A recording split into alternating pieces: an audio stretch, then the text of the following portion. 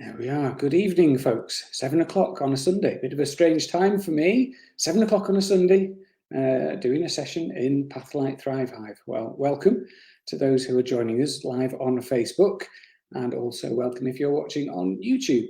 So if you don't know me, if you just stumbled across this, I'm Paul Wolstenholme. I'm the director of Pathlight Limited. I work in mental health and personal development, and I'm a psychotherapist in training. And this Pathlight Thrive Hive thing we've got going on has been a lovely community, which I set up in response to the pandemic. And we've been having loads of interviews and all sorts of lovely community sessions to bring people together, talk about mental health, personal development, what's going on in our world, our emotions and all that stuff. So it's brilliant. And even though I say so myself, and this evening our special guest is Sid Cooper, who is frontman of the very splendid band LOAState. And if you have not checked them out, then I suggest you do so. It's quality music with quality messages behind it. And Sid is here to just have a chat, really, and see where it goes. He's, I suppose I could describe him as a student of philosophy and psychology. He's been on his own journey, as we'll discover, and as many of us are, even just in this year. Journey of discovery. So yeah, we're going to talk about his music and what's going on for him, and see where it leads. So if you have any questions as we go through this evening, feel free to just pop them into the comments, and Sid will answer the questions or bat them off. And yeah, feel free to share the group with your buddies, invite people in, the more the merrier, as I always say. And if you would like to help us keep this thing sustainable, I'm hoping to just carry on doing this for as long as people feel it's useful, then if you can head to buymeacoffee.com/thrivehive, you can either subscribe for £7 a month and get various benefits, including discounts off my mental health first aid courses. I'm running one in January and February. I shall publicise the dates very shortly. So if you want to join that would be great, and get 20 quid off if you become a member. Or you can just send me one of those virtual coffees for £3. So if you enjoy this session with Sid, you think, I'm going to support this man, here's £3. You can do so at that web address there. Okay, so what I'm going to do is actually I'm going to play one of Sid's videos, LOAState's videos, I should say, because there are other people in the band, not just Sid. And Blue Skies is a good one for what we are going to be talking about today, I think, and Sid agrees. So I shall rack this up, and I hope you enjoy the song and see if it means anything to you as you see the video of the skies over Manchester, and then we'll bring Sid in for a good old chinwag. Right, so I've not done this for a while. I used to do these tunes pretty much every time, and I kind of fell out of the habit of doing so. Anyway, here we go. Blue Skies, LOAState. This is a World OK Limited public safety announcement. The state is now on lockdown. I repeat, the state is now on lockdown. Please stay indoors until advised otherwise. You will be rewarded for your vigilance. Today's gross domestic happiness report, all sectors green.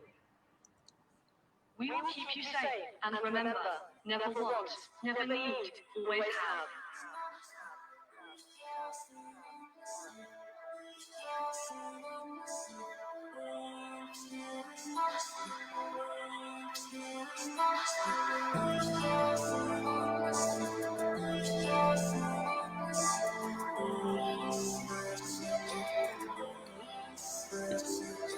Hear me say I can relate to nothing. That's just me trying to vacate the blame. Everything I do takes effect on something. I just realized and it feels okay. Money one day will count for something. Now that I'm high, I can concentrate on everything I dreamed. I'm an aid or something. Love, peace, and a kid, LOA. I was always told my dream like state alters my perception, it gets in the way. Whatever we see in a dream like state can become a part of your day to day. Fuck what they say, fuck what they say. Begin operation, evacuate me, please. Can't you see I'm holding me back? I've only got myself to blame. Blue sky, blue sky, blue sky.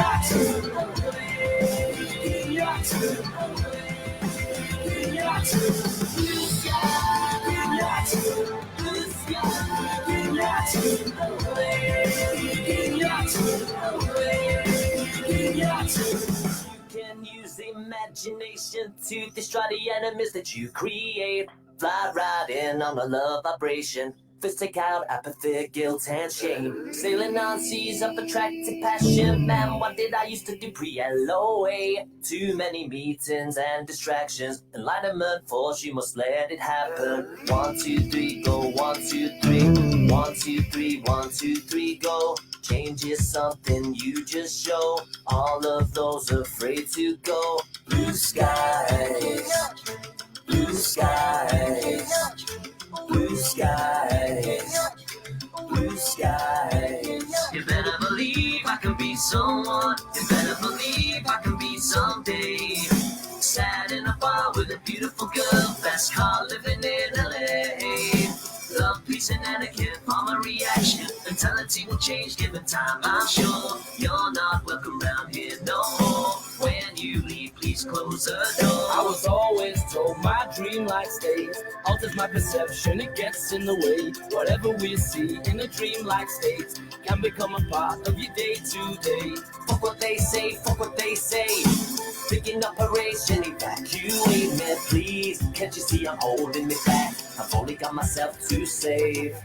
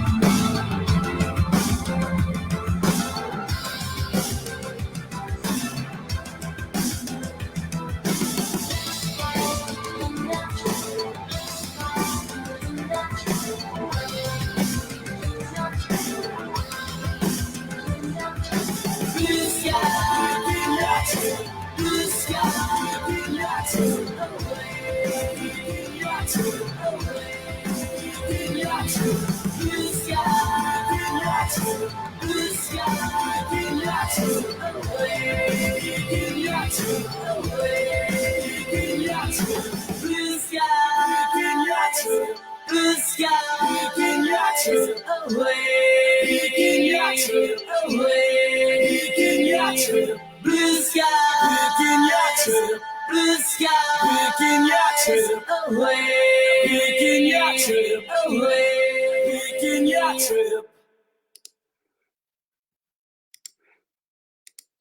Lovely. So I hope you enjoyed that, folks. And now we shall bring Sid in to talk about that and many other things. So welcome to Pathlight Thrive Hive, Mr. Cooper. How are you doing, Paul? You okay? I'm rather tired, but otherwise all good. And how are you, sir?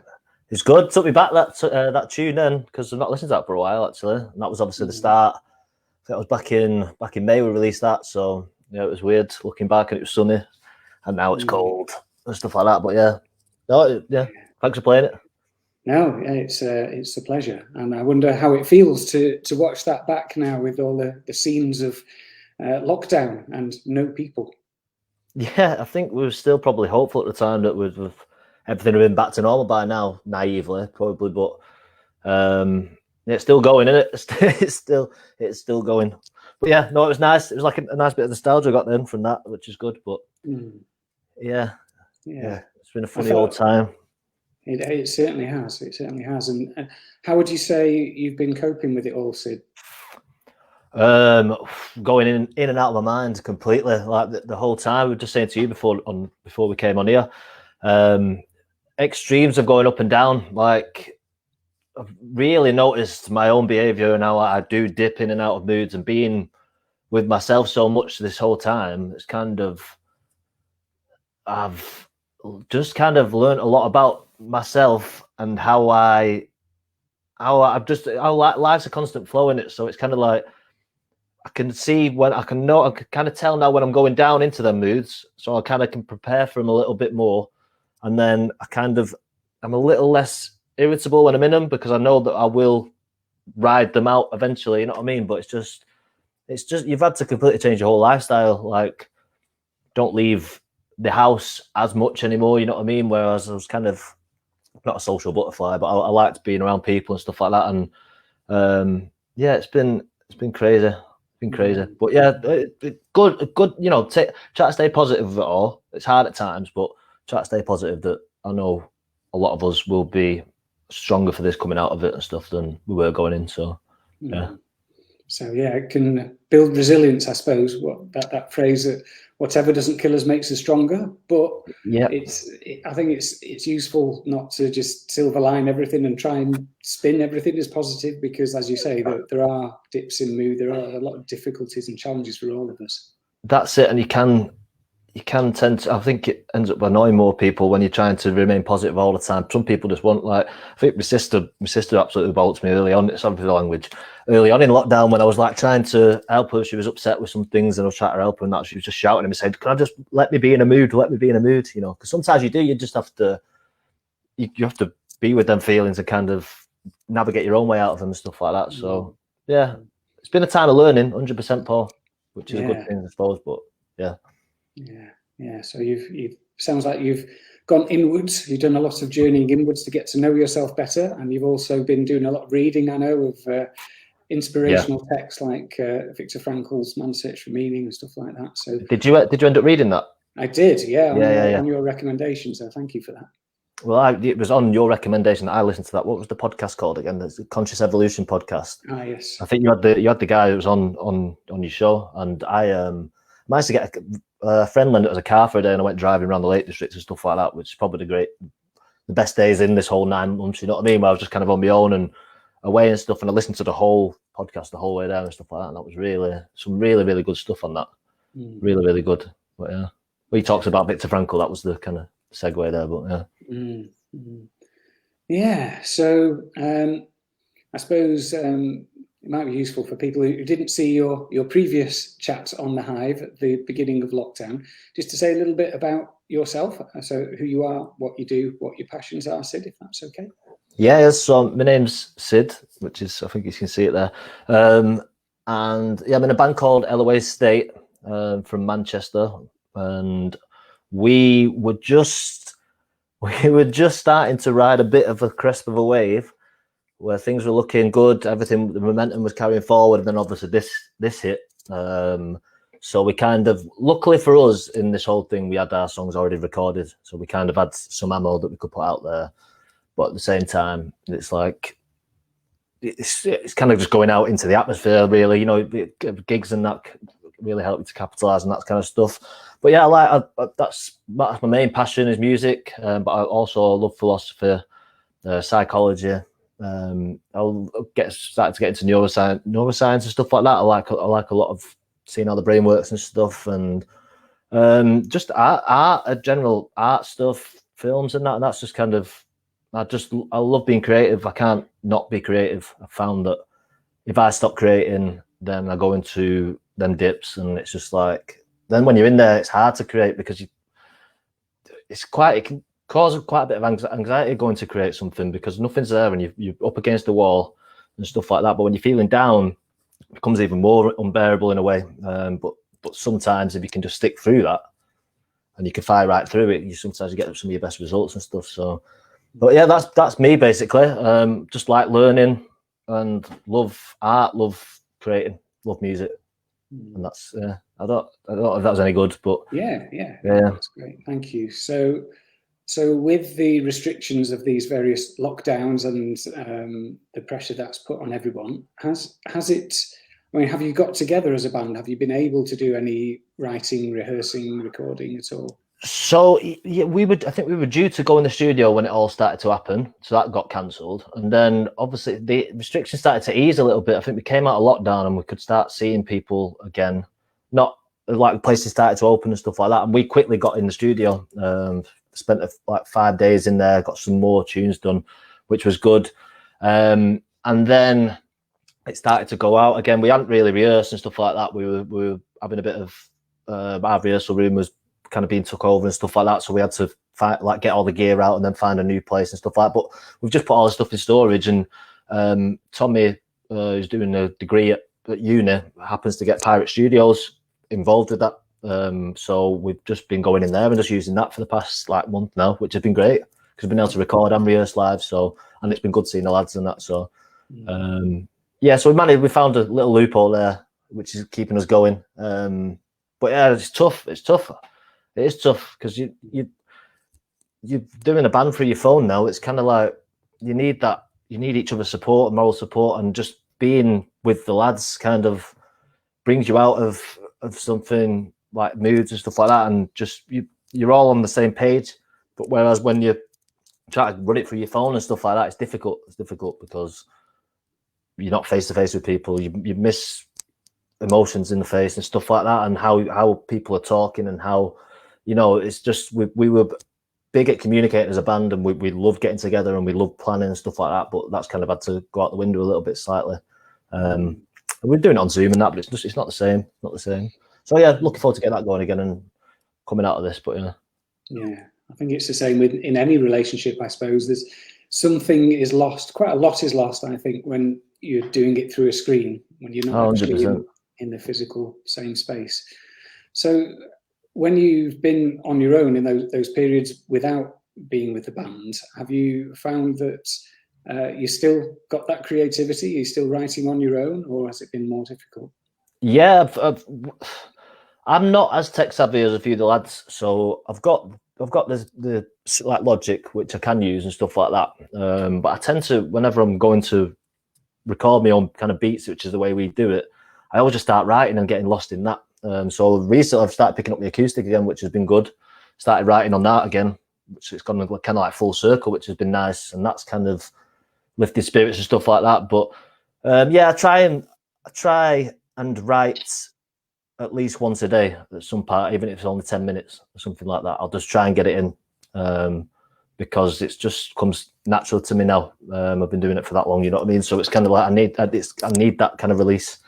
So yeah, just doing that and learning how to write stories and all that kind of stuff. Been getting involved with that because I love stories. I love screenplays and films and stuff. So I've been trying to just use my time wisely, really, which is, again, it's been difficult because you do need a break a little bit to get out there and stuff like that. So, but yeah, I've been managing, I've been enjoying it. Today I set a schedule for myself for the first time in my whole life. I got on Google's calendar and I thought, you know what, I'm going to do it because I'm quite neurotic in that, you know what I mean? I get very anxious when things aren't, I keep a lot in my head rather than putting them down, get very confused and stuff like that with what I'm doing. And yeah, I put that down today, planned out my whole week this week. I set myself in times to be creative and around work and all that kind of stuff. And yeah, I just feel like I've just had a massive weight off my shoulders today from doing that. Like, I've heard it was good, but I've never done it before. But yeah, been journaling as well, been doing that, never done that before. So all these new things, which is great, which I look to take out of this and carry on, so yeah. Great. So that's a good tip around scheduling and making sure that you are allowing time, and also, like 100%. If your head's a bit busy, getting it all out. Especially Paul, especially if you've got goals. I did so Jordan Peterson does this thing called a self-authoring suite. It's a future authoring one where you plan your goals for the future and you break them all down into steps. So it's basically about getting out your head, looking at what you actually want and what you don't want. So then you can move away from what you don't want towards what you do want and stuff. And he talks all around scheduling and stuff like that. So I just thought, you know what, I'll try it. I did it this morning and I feel great. I feel great for it. You said I look quite calm when I came on the call before, and I think it's because of that. It's like, I know what's going on in my week now. I don't have to think or worry about that or waste memory on it. So yeah, that was a good move. So I'd recommend, if people feel like they get like too much through the week, can't fit everything in and stuff like that, just have a look where your time's going and stuff, and it really helps. That's a good tip. Thanks, Sid. And I think where Jordan Peterson is coming from there is that what we invest our time in and our energy in is what grows. So if we're spending 4 hours a day scrolling on Facebook, that's what's going to happen, and we're not going to meet any goals. It is. It's difficult to do. It is difficult to do, but so I completely understand there, because I'm one of the biggest procrastinators in the world sometimes. You know what I mean? But I know I'd really have to fight through that. And then when I get through it, I like I say, I have some of my best results, and I feel great going to sleep. Then it's just, if you can just give yourself like just maybe an hour a day just to do something that you towards what you want to do in the future, you'll feel the benefit instantly. You won't feel like you've just wasted a day and stuff like that. Even if it's 10 minutes, just starting small and getting bigger throughout the week and stuff. But it's completely up to you. But I fully recommend, if you've got goals or aims and stuff like that, just giving time to them, because they'll serve you better than, like you say, scrolling through Facebook for 4 hours and stuff. But Yeah, it's all very addictive stuff, and it's very easy to procrastinate. You know, we are human beings, and I think we can be inclined to laziness. There's so many distractions, and you can fall down YouTube rabbit holes and all that type of stuff. Moths towards light, aren't we? Like moths. Yes. So I think it is a little bit about training our brain and having some structure around our day and our week. It can set us up. Good stuff. So what was I going to ask you then? So with your writing, Sid, for any form of creativity that you do, I know there's kind of meaning behind it, and also I'm maybe putting words in your mouth here, but there's meaning behind what you do, but also it's about expressing something from within you. Do you want to say a little bit about that? Yeah, definitely. A lot of it, I suppose, is coming from experience. Half the time, Paul, I don't know where it comes from. So, it obviously comes from places where I've forgotten within myself, and it's like I'll go to write. I'll try to just not overthink when I go in. Basically, I'll just anything that comes out goes down, and then once it's all down and out there, like with especially like melodies and stuff like that, you record them down, you'll get like little words will start coming through the cracks and stuff like that over the melodies and that, which it's a strange way it works. And then you look back at the whole thing after once you've done that, then you can start to edit away and stuff like that. There's like I don't. It's a bad metaphor. It's like, but it's kind of like how the Big Bang erupts and then it slows down. So that's how I can explain writing. It's just you feel inspired, you pick it up, your guitar or whatever, something bursts out, you don't know what it is, so you just let it go, and then you start to bring it back in and organize it and stuff like that. But I don't have that answer. I don't know if that answered your question. It's coming from somewhere. You said it's kind of coming from somewhere within you. About meaning and stuff like that. Yeah, so I going into this lockdown, like our last chat and stuff like that, I've discovered stuff around this meaning crisis and stuff like that, and how that was kind of partially affecting the mental health crisis was the kind of the lack of meaning in people's lives and stuff like that. And people without a purpose can kind of just get lost as if like nothing's going well for them in life and stuff like that. But if you don't have aims, you have nothing really to mark that by. So you just kind of, I don't know, lost in kind of an abyss sort of, or something like that. So when I heard about this meaning stuff, I was kind of like wanted to understand it at first and what actually meaning was and stuff like that, and then just try and it's something I'd always done, it's something I'd always known that was there. Because whenever originally I wanted to be a footballer, when I was playing football, I'd dream big and I'd get meaning from that, and I had an aim and a purpose, and that carried straight through to my music. And then all of a sudden, watching all these lectures online, they were talking about this thing called meaning. I was like, so that's what I've not been able to articulate it, but that's what kind of has been driving me my whole life. So I just wanted to put that out there, especially to my friends and stuff like that. And then it just makes a lot of sense. It makes a lot of sense. I'm not an expert on it at all, Paul. I'm just anything that interests me, I'll just keep watching and stuff like that until eventually I will kind of have a basic understanding of it and stuff. But it's like these conversations, they help you to learn, don't they? Because you talk about it and you see what you know and what you don't know. And it's important. It's important, I think. Yeah, I totally agree. And I personally think that mental health is intrinsically connected to purpose. And if we don't have a purpose, if we're not actually following whatever it is that gives us some passion, gives us some meaning, is our sole purpose in life, which may change, I suppose, over time, then we can experience depression, anxiety, all sorts of mental health issues. So I suppose what you've articulated there, I think, Sid, is that you didn't really know what it was that was driving you, but it was a goal. So it was initially football, and then that transferred into the music. So for other people who perhaps aren't sure what their meaning is, or lack purpose in their life, they lack any kind of goals or focus, is there anything that you could offer them as to how to find that? It's a good question, that, Paul. Because I've always felt like I've known, but again, at the same time, I feel like there's something bigger driving me. I don't know what it is, but I can only articulate through my football and how I played football, and then how I've moved into music and how I'm expressing myself through that. But it tends to something that you love 100%. So if you have something in your life where you think, oh, I love doing that, you know what I mean, and stuff like that, but then don't really give it any time and just brush it off as, say, something that's unimportant, and there's more, you know, you've got a lot of responsibility, like if you have kids or you have your own house that you've got to look after and stuff like that, you tend to push that kind of stuff to the side. It's like the daydreaming stuff, stop daydreaming and all that kind of stuff. It's kind of pushed out of you from being a child upwards and stuff like that. But I think it's hard to, because I don't want to just say, oh, I think everyone has that in their life, that there's something that they love doing and stuff like that. But because I have a strong personality type called openness to experience. So it's kind of, I will accept a broader range of things as being meaningful to me. So it's kind of, it's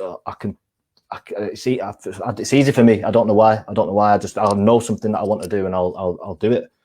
But for other people finding theirs, I just tend to be, it's something that you love. Sometimes something that you can just disappear in, and you lose all sense of time and stuff like that, like that flow state stuff. And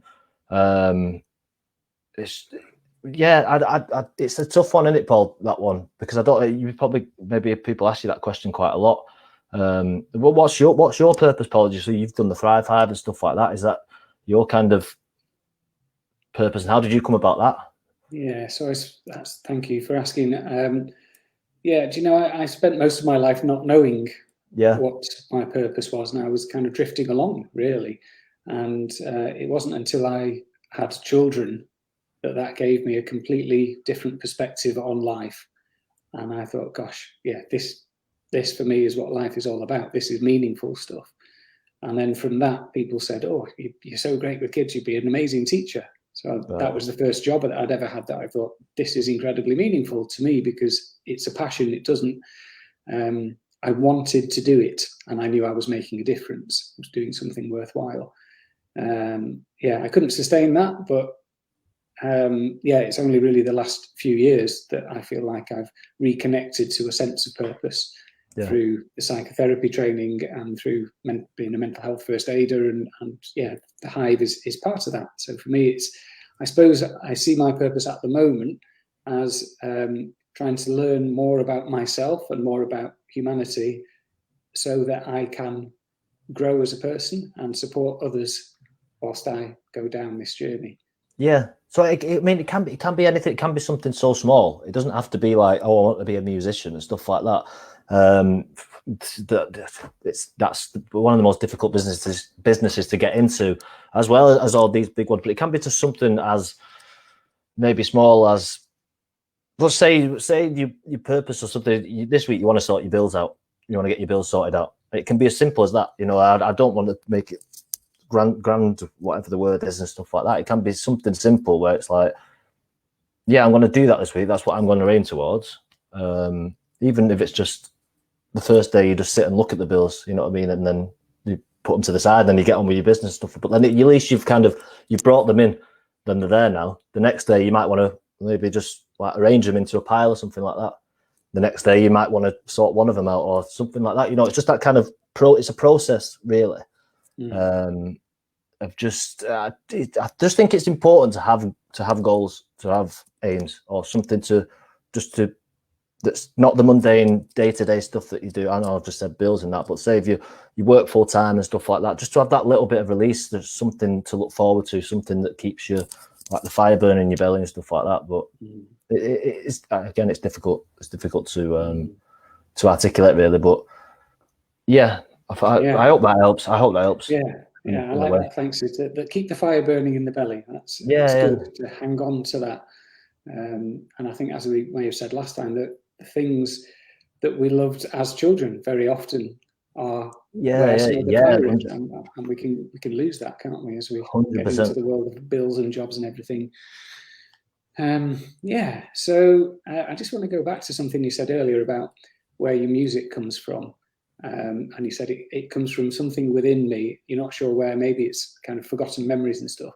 And I know some creative people say that their art comes through, that it is channeled through them. They are like the vessel, and it's coming from actually externally, some other force. How do you feel about that? It does. I've heard that. I heard Keith Richards says he has like an antenna on his head, and he just channels them in, and his ideas come through like that. But it does feel like that. It does. Whether it's like, Jung talks about the collective unconscious and stuff like that, which I'm really, really interested in, stuff like that. I don't know whether it's just things sitting there that need to be answered, and as an artist or whatever, you just, for some reason, you can tap into that. I don't know. I don't think that'll ever be explained of where that comes from, but it's probably a mixture of experience and just being in the right frame of mind at the time, and just, like I say, staying open, just allowing ideas to flow. And yeah, I get ideas now and discuss them in my songs. That's kind of what I like doing. So yeah, it definitely feels like that though, Paul. Like you said, like you channeling something in, and then you're putting it out with your kind of your way of doing things on top of it and stuff like that. So then it becomes like an original piece of work. So yeah. So would you say that there are particular themes, particular messages that you try to get across in your music?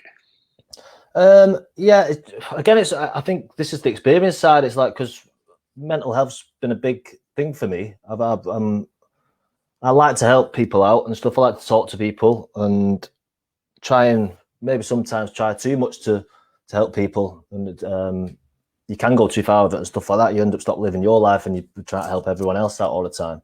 But I do enjoy having the conversations around it if someone's struggling and stuff like that. And just, it's never really telling people what to do. It's more letting them come out and say, yeah, you probably know that for your therapy stuff that you've been doing. You're more directing them out of it themselves, really, aren't you? I think, because you tend to find that if you go deep enough, they'll have the answers and stuff like that, and you're like the guide. It's like yeah, if that makes any sense. Yeah. So maybe you've got some message you want to get across. I don't know whether to call it an agenda or not, but you're expressing something, and then other people perhaps can take their own meaning from that. And for some people, it's like sowing seeds, perhaps, and it will germinate in certain ways. That's the creative I'd like to be, really. It's like when you just like you say, sow seeds, and hopefully someone else will hear it, and then they'll go, oh, I get that. I want to do that my own way. Then it'll spread that way and stuff like that.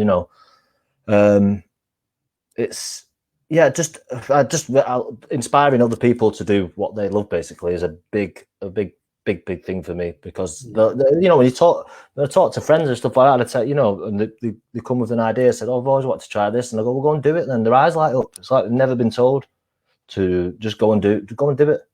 And if you want support, I'll support you doing stuff like it. It's a shame. It's a shame that we're especially for me. I don't know what to go on a tangent here, but like the education system and stuff and how it's set up is all. No one's an individual in there. For me, it seems like everyone's just being trained the same way to be the same way to become the same thing, like in a way. Whereas I imagine what age were the kids that you were teaching, Paul? Around about 10, 11. 10, 11. So you're seeing differences in kids, I'm sure, at that age. Like you might see the creative ones that obviously were doing their thing or whatever, and then you've got the ones that are quite like industrious or work hard and stuff like that, and will get through a lot of work and stuff, who suit probably jobs that do that, whereas creatives don't necessarily suit jobs that require step forward. Is it logical thinking or something or whatever? Because creators are very lateral with everything that they're doing. It's like all side to side and stuff. So it'd be great to have something to recognise that at an early age. So then these kids are getting guidance of what future careers that could be for them. You know what I mean, and stuff. Whereas just dropping them in the deep end, saying, right, come out of school, you get a job, and it's like, well, I don't know what I want to do in my life and stuff like that. It's difficult. I think it definitely starts down there for me. I don't know if you feel the same about that, Paul, but the education system needs a new thingy of coat, new coat of paint or whatever. Yeah, it needs stripping down and rebuilding from the bottom up, I think. It doesn't make sense to me. No, so much of it is based on target culture, and like you say, everyone is an individual. And I like this metaphor of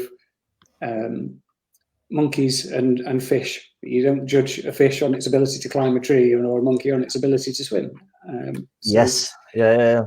It's that was good. There are, I encountered some really good teachers. I wasn't one of them, but there were really good teachers that I worked with who were able to get the best out of all of their children whilst still following the curriculum. Right. They're perhaps in the minority because there is so much pressure to get everyone up to a certain standard in maths. And if you're not good at maths, you're more RT or creative, whatever it is, it's tough.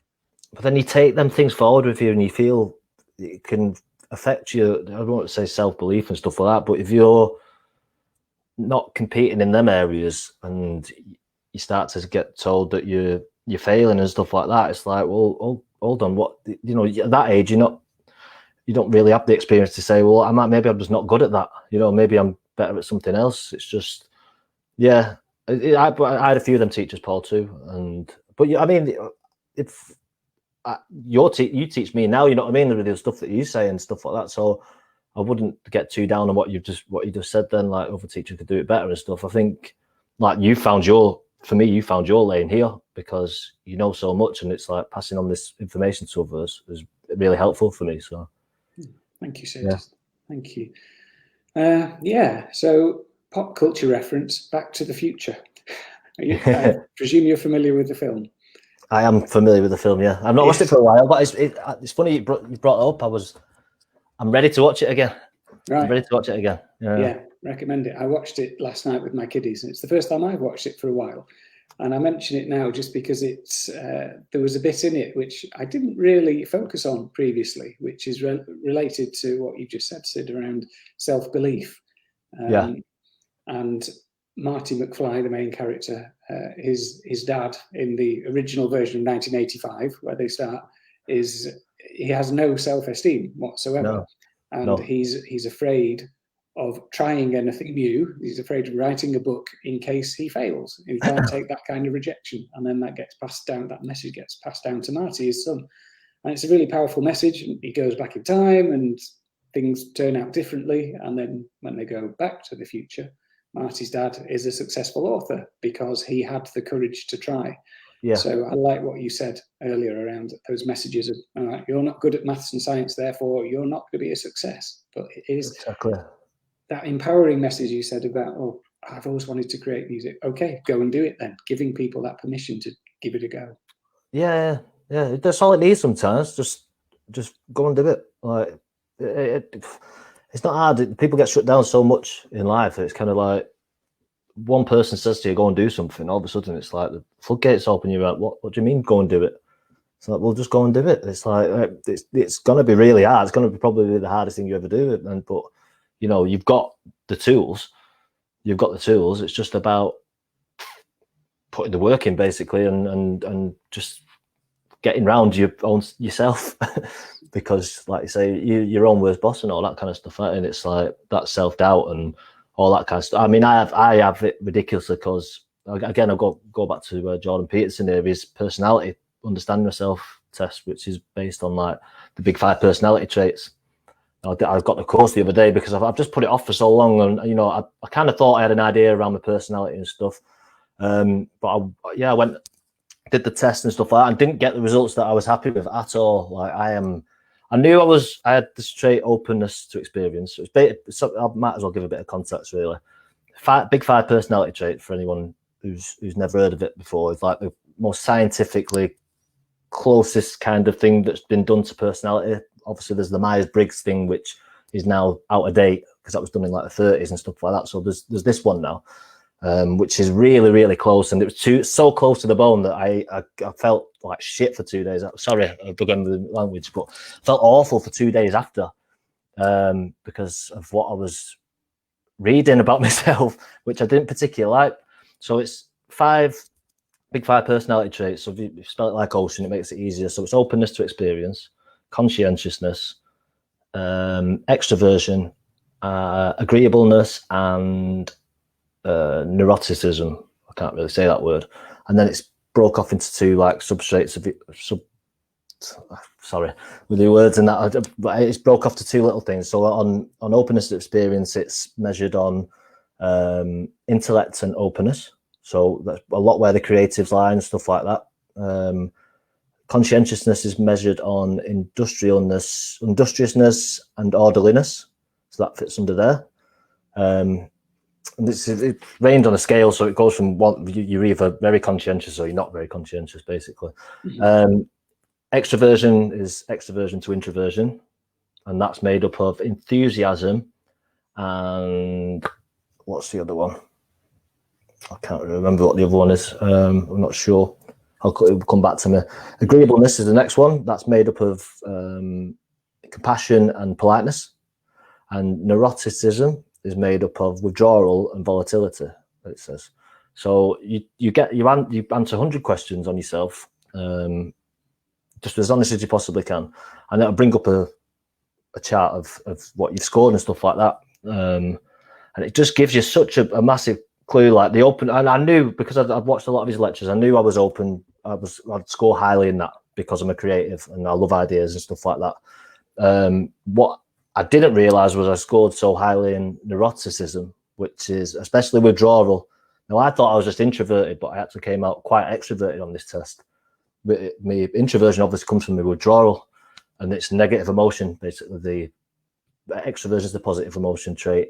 Neuroticism is the negative emotion trait. I scored so highly in that, and the stuff it was saying about feeling like you're an underachiever and all that kind of stuff. And I was like, oh, this is too close. It felt like someone had gone into my head, ripped it out and just put it in front of me and said, just have that, that's you. So you know what I mean? But there's room to grow. Once you know that, there's room to maneuver in and out of these a little bit. So the schedule thing was to counter the anxiety I have around my neurotic episodes, because I've got so much going on in my head and I get quite anxious all the time. So now I know that if I just start building schedules around the week, that'll ease a lot of that off. So I'll get less neurotic and stuff like that. Or maybe, you know, and it's a bit, honestly, it's one of the greatest things I've ever done, because I was like, right. So I was not very conscientious at all. I was around 20 out of 100 people, and it scores you out of 100 people, basically. So if you're in a room of 100 people, you'd be like 20th conscientiousness. And I'm not orderly at all. I'm not industrious. So I work in a job that requires me to be that, but I'm not, you know what I mean? I'm like, the bosses notice, but like, there's a lot of hard work, a lot more people that are very, very good at just sitting down at the computer and going all day. Whereas I'm daydreaming windows, thinking about how we could do this completely different, rip it apart, which is my creative side. So it's kind of, I'm starting to understand a lot about who I am. I don't want to call them flaws, because there's positive sides to each one and negative sides to each one, basically. So agreeableness, I scored high in that, which is, I scored highly in the compassion side of that, which can mean that it's a good, for me, that's a positive thing. I think compassion's great, a great skill to have, but sometimes you can, like I was saying before, you can be too, maybe compassionate too, and then you don't stand up for yourself a lot of times. You don't, like, say you want a pay rise and stuff. A lot of people who score highly in agreeableness tend to stay at the same pay, because they don't like conflict, they shy away from conflict and stuff like that. And just hearing that, it links you to where you sit on a political scale as well. So it's like openness to experience, you're probably more liberal compared to conservative, which is more conscientious. And it's like, it just all starts to make a lot of sense. And yeah, after a couple of days, I got over that and I started looking into it again. And that's when I did his self-authoring one, because I wanted to organize my life a bit more and just kind of bring a slight bit of order to the chaos, basically. And that's kind of where I'm at. I don't know if that was a good explanation. Yeah, that was excellent. Yeah, thank you. If you want to try it though, it's on understandmyself.com, and I just go on there. I think it costs like £9 to do the test, but like I put it off for so long because I'm tight with money. But I just thought it was time. I wanted to do the course, so I paid for the course, and I got that involved, got that thrown in with it. So it's mad. It's madness, Paul. It's madness. Who you are. I think, I salute you for doing that, Sid, because, you know, it is very easy to procrastinate, put things off. And very often I think we do that with things that we know are going to be big, which might be a bit overwhelming. And you said that for 2 days after getting the test results, you felt really bad. Yeah, and I think that probably tells you how accurate it was. We don't like coming face to face with our exactly, Paul. Exactly. You don't. So like something like the Myers-Briggs one is it's good. I enjoyed doing it. I really did enjoy doing it, and all the different things going on and stuff. And it's kind of it's linked to a lot of the stuff that Jung was saying. The Myers-Briggs one, I think, wasn't it? So obviously there's some truth in it, but it's too nice. It's too nice. It's too fluffy around the edges. Like this one just goes straight inside, and it's just like with a dagger, basically, and it just goes. It just you insides pour out and everything. But honestly, like now you can see, because I've started doing the schedule thing. It's like it's having positive effects. It's having positive effects. I need to sleep more. You know what I mean? I don't sleep enough. So I'm trying to do that and all that kind of stuff, because this anxiety, man, it's bad. It's bad. Yeah. Just a dead quick one that you learn from that is you hear about this thing called self-esteem, which we're not really sure what self-esteem is really, stuff like that. But maybe people have better ideas than others. But obviously, self-esteem is basically extroversion take away neuroticism. So I scored highly in neuroticism and highly in extroversion, but more in neuroticism. So I tend to drown that confident side out of me, which is what I'm basic understanding maybe with doubt and all that kind of stuff, and the withdrawal and that, whereas I'm not open to opportunities like extroverted people tend to be, because they'll open themselves up to them. I kind of close myself off a little bit. But, So I suppose it's linked to having that self-confidence, that self-esteem, that when we feel good about ourselves, we're more likely to make ourselves vulnerable, put ourselves into positions where we might be shown up. It's a risk, isn't it? When we're trying something new, making music, a new job, asking for a promotion. It's if we've got that self-esteem, that assertiveness, we're more likely to succeed in those areas. That assertiveness again is I think that comes under, what was that under assertiveness? That's one of the actual sub traits. I'm not sure which one it was. But yeah, that assertiveness. But I was talking about agreeableness and the compassion on one side and stuff. Then you go to disagreeableness, and then like the top 5% of those people, like it's more of a male trait to be disagreeable than it is a female trait. It's not massively different, but you see the big percentage of the people at the bottom, they're all in prison. Like and they score that low on these traits. They've gone in to do these traits in the prisons, I think, and stuff like that, and learn about the prisoners and stuff, and they score very lowly on disagreeableness, I suppose, which is no compassion, no politeness, and so they can just go out and do, whatever they feel like, and that's what they do, and then they end up in prison and wonder why. But it's crazy. It's crazy. It's this, man, is the best and worst thing in the world, and it's just like trying to learn about it when it changes daily is just difficult. But I love it. That's a goal of mine, so I put that down. I just want to understand myself more and stuff. So that's another little aim. That can be a passion. That can be something to do. Yeah, and I salute you for doing it, Sid. Because I think it's the biggest journey that any of us can take is to get to know ourselves and actually commit to. I don't want to say improving ourselves, but really coming back to who we really are, removing the masks, removing all the behavioral adaptations and the stuff that we learned, which was not helpful to us from our parents, teachers, whatever it is. I don't even have, like, even what I'm saying, want it to sound that selfish, that I'm doing, just learning, you just learn about yourself. But you find that learning about yourself, then all of a sudden you start to see differences in other people and understand that, we're just different. You know what I mean? We're just like, we've all got different experiences. And we all have certain aspects of us that are great and certain aspects of us that aren't really great and stuff like that. But once you start to learn it, you just guide people towards the highest virtues rather than, the stuff that's dragging them back and stuff like that. And I feel like you can help. I don't know. It makes me feel like I can help, but maybe that's the agreeableness. And the pop culture reference, I'm thinking with the agreeableness and the assertiveness. I was watching a documentary earlier today about the Stone Roses, the demise of the Stone Roses. Yeah. And a big there was loads of talking heads interviews with Manny and stuff. And they had Gareth Evans, who was the Stone Roses manager for most of their career. And I thought, gosh, this guy he's like a cross between Donald Trump and Boris Johnson, and he doesn't come across as agreeable at all. No. And all the people who were interviewed say they didn't like him one bit. but he's incredibly assertive, incredibly self-confident, and he blagged a lot. He blagged his way through his whole life, I think. They needed that for his role, you know what I mean? It's obviously he's found out what he's not found it out. It's just that's who he is and stuff like that, and it's worked out for him. Like, and it does. It's like it's not always a negative thing. It's just sometimes you go too far one way, like you go too far one way with other things. It's like it's all stuff in moderation. But learning that where you are, you can say, right, okay, maybe I am too compassionate sometimes. Not that I don't want to be. It's just like maybe sometimes just I need to learn how to stand my own, which is difficult because it is. It's with being quite neurotic as well. It's like instantly when I go into conflict and stuff like that, when I know I've got to stand up for myself, I know I've got to get my opinion across, I instantly just have this massive wave of anxiety, and it's like the fight or flight thing that, and I think I just want to run and get out of there straight away. And it's like, no, it's like you're not going to die. Nothing bad's going to happen. Maybe sometimes you are, but like not always. Not when you talk about what your favourite sauce you like on bread and you're arguing over that. You can stand up for yourself and give your reasons and just and try and calm that beast down so you can actually progress rather than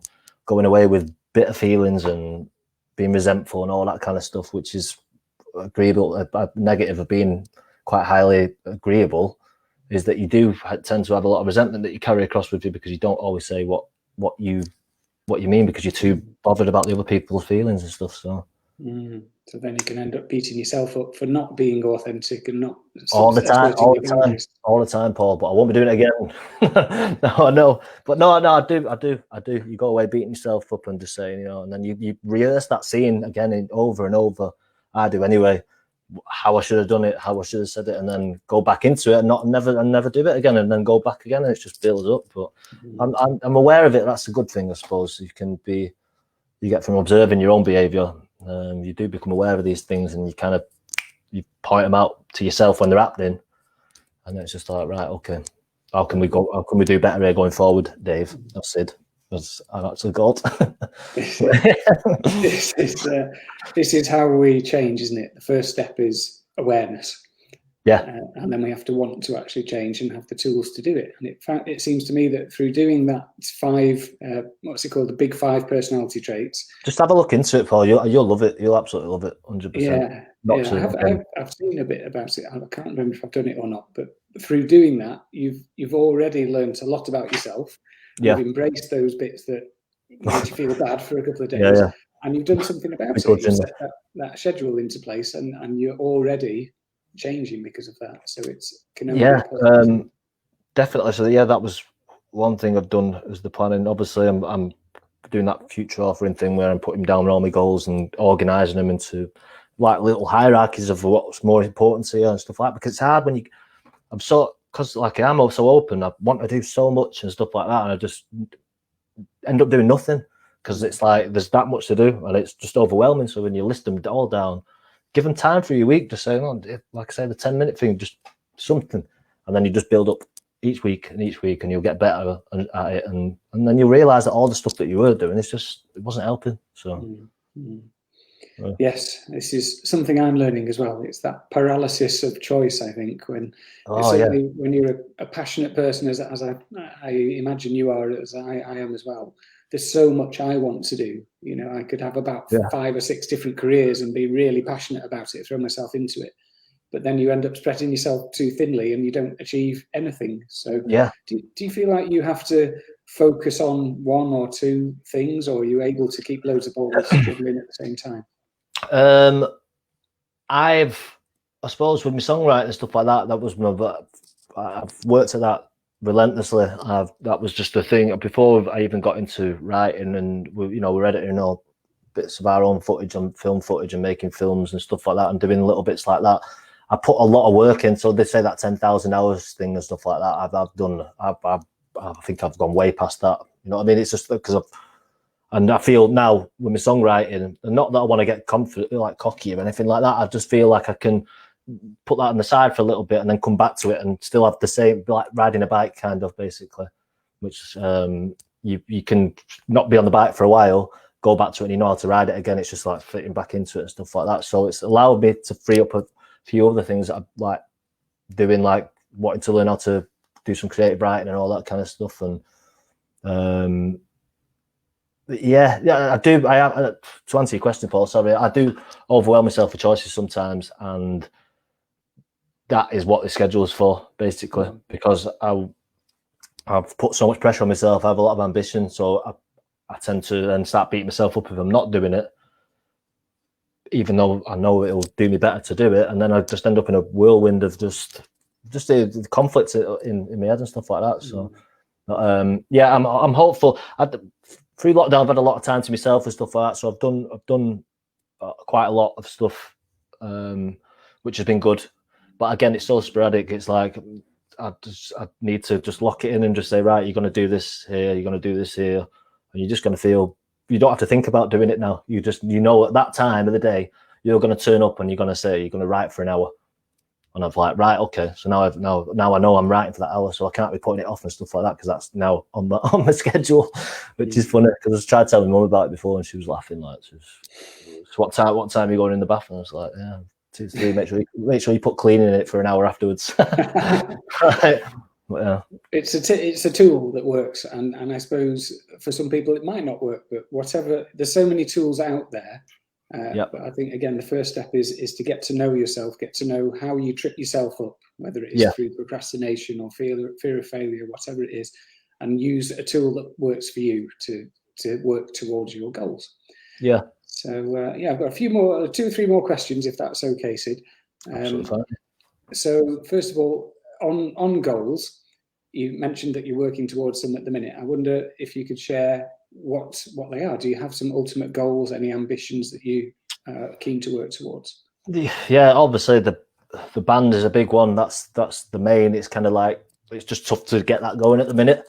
So we're at the minute we're doing like a little acoustic EP in the background and that we're going to put out in the next year, which has been really good. Writing some stuff with all that, it's just we can't gig, so that kind of frees a lot of time up for me, you know what I mean, which is I need to fill, because I can't get itchy sitting around. And yeah, so I'm writing, but it's not that I'm writing a novel, it's just basically I'm writing kind of a semi autobiographical attempt at some of the strange things that have happened to me in life around relationships and stuff, and I've just kind of done it as a story in a way. So I'm working through that. I've done done about 30 odd chapters so far, which I never thought I'd be able to do anything like that. So that's running in the background quite nicely. It's just nice to know that's something I've always wanted to do, and I'm actually doing it. Obviously this LOAState, the main goal is this LOAState world, because it involves the music, involves the film, involves the storytelling, it involves everything. It's just the big idea around LOAState. That's my main. I've had to put that top of my list now, because I felt like when I was listing out my goals, a lot of them were related to that. You know what I mean? We're kind of involved with that. So learning to write, I want to build a little world. I'll build our own world, kind of, in a way. Is that, you know, it sounds daft, but like a world of fiction that's kind of maybe teaches lessons. It's representative of our society, maybe, or how our society could go wrong, or how it has gone wrong in the past, or whatever, and just kind of put that with a tinge of fiction around it and stuff, and just build this world. I don't understand what it is, Paul. I'm still trying to get to grips with it, but that's what's driving me inside. And I ever since we've started discussing the story around it, I've just been obsessed, and like just got pages of stuff, drawings and stuff like that, all in my room and stuff, just from this past 9 months, really, which I've never really worked that hard before, and it's just nice. It's nice. Just, yeah. I just tell you, watch all the YouTube videos, get me inspired. Like I watch like Tolkien hour-and-a-half documentaries and that, and then go into this is my sister's room there, so go into here. She's not live here anymore. Come into here, and I'll just sit and write for an hour, 2 hours, and stuff like that. Whatever comes out of my head. It's good. It's good fun. It's big. Again, it's quite ambitious, but that's what drives me for some reason. I'm just maybe that's just flawed. I just can't stop. I can't stop. It's great. I mean, it's the passion and the creativity coming through, and it's also potentially shining a light on society for people. So I think art is important. You know, even things that people say is throwaway culture, like science fiction films, can show you a lot about what's wrong with our society and how it could be different. Yeah, I think we touched on it last time about we were talking about the Avengers, I think, but it's like the modern day myths, like Star Wars is a modern day myth that story could be around has been around for a very long time, and could be around for even longer time. You know, same with Lord of the Rings and stuff like that. These are myths about, obviously, Lord of the Rings about industry coming into nature and stuff like that. And it's like these are important lessons that we've backed away from religion now. So it's kind of like these are the important lessons of our day that are kind of teaching us how to be in the world in a sense, really. But, yeah, something like that. I don't know. I know it sounds daft because I can't really explain it. I don't really know what it is yet, and it's brand new. It's just something's there. I enjoy doing it, and I don't know why. Yeah, and I'm just going to pick you up on that it doesn't sound daft. That's your heightened agreeableness. Yeah, maybe, yeah, 100%. It's been definitely an erotic side, but like, it's good. It's good. These conversations really help, Paul. So, yeah. So thanks again for doing it. So, what I am going to do, I think we'll finish up with another one of your songs, Shaolin.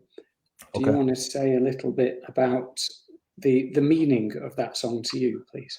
Yeah, so I think Denny and Tommy started this one. They had like the bits that Luke in the band, he sings in this. They had an idea, and I went away with it. And I don't know why Shaolin came into my head. I don't know what I was watching, but it could have been just from watching Karate Kid or Ninja Turtles from when I was younger, and that Mr. Miyagi or Master Splinter on it. I think I had that character in mind, and it's just that for some reason that song made me feel like it's a get up and go song. So to articulate the mood of it was kind of just to sing a song about self mastery and stuff like that, and just picking yourself up out of the abyss like we spoke about last time. Just like lifting yourself up by taking responsibility of your life and aiming at a goal and just putting everything as much as you can into it, and then reaping the rewards after, I suppose, if that's the right way of saying it. But it's just a continuous thing. You do one thing, you go on to the next. You're constantly learning. Life's throwing things back at you, throwing things back out, and it's just like a constant. I suppose that's like Buddhism in a way. It's a constant flow, and the yin and yang stuff and all that kind of stuff, which I'd like to learn more about. But it just seems that life is a constant flow of objects and tools, basically, and you can look at the world as just a massive object in your way, or you can look at it as a tool to, benefit you, hopefully your family, and then society, hopefully after that, which is the aim, really. But it starts with you first. You can't go putting the world right until you're got a slight grip on yourself, because you never will have a full grip of yourself, will you? But it's just like, I think it's good to help, but I think once you've got kind of an idea and a grip of yourself, then it's time to start taking that out. And I think the process, your own journey, inspires people anyway, like without having to say anything to them. So that's what I get with you, Paul. You know what I mean? You're on a journey now, so it's kind of like when I see you flick on my Facebook and you're walking down the street, doing your walks and stuff like that, I'll flick them on and watch, and it's just nice to see you. You can see you building your knowledge and stuff like that, and just using what you already know. And yeah, it's good. It's good. It's the positive of the internet. It's the one big positive of the internet, because sometimes it's just the political nonsense. That's all you see, and it looks like everyone hates each other all the time and stuff like that. But then you watch one of your chats and then you realise that no, there's good people here, and we're going in the right direction. So yeah, thank you, Sid. So yeah, self-mastery, self-responsibility, self-mastery, and again that fits really nicely with the message of the big five, and putting those tools in place to work towards your goals. Yeah, wonderful. Okay, well, Sid, if I don't speak to you beforehand, I hope you have a peaceful, joyous, contented and restful festive period, and thank you again for being here today. Well, same to you and your listeners as well, Paul. Hope everyone has a good Christmas and New Year, and next year is going to be better, isn't it? 100%. Next year is going to be better. We'll see. Tier 4 now. These are being pulled out now. It's tier 4 now. It's just God knows what's going to happen. But yeah, just spend time with loved ones and that, and just be I don't know. Do the best we can. Do the best we can. 100%. Yeah. Okay. So I'm going to play this song now. I'll pop you out the studio. If you need to get off, then please feel free to do so. Otherwise, I can chat to you after the song. So thank you again. Thank you. Thanks, Paul. Take care, mate. There we go. So I am going to play one more LOAState song. So this one is called Shaolin, and I hope you enjoy it. And I will be back here very shortly to finish up.